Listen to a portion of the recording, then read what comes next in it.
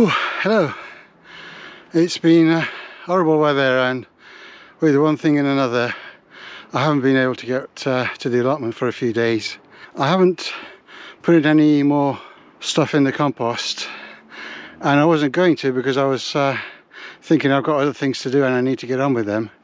And then when I got in this morning, there was a load of manure that somebody had left. They'd ordered like 5 tons and they'd used up all they could carry. I was shared between 2 allotments and they still had a bit left over.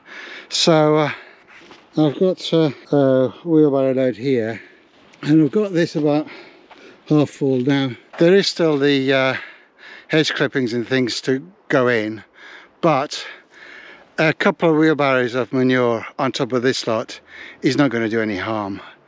Obviously I'm not putting manure on the beds anymore, but it'll be in the compost, and by next year, if there's anything nasty in there, and by the time it's diluted down with all the other compost, I don't think it's going to do any harm.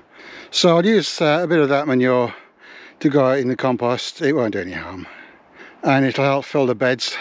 The trouble is it's been sitting there for a few days and it's absorbed a lot of water, so it's really heavy, which is why I didn't put any more in that wheelbarrow, because that weighs a ton.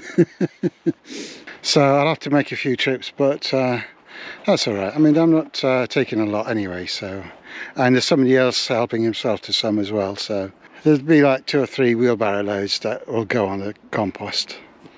And another freebie that I got this morning was these 3-ton bags. So what I'm going to do is put all of those in the ton bag, and then that will rot down and the coffee chaff will become, well, it won't be the same as leaf mould, but it'll rot down, and then not next year but the year after I will have something that I can plant my parsnips in.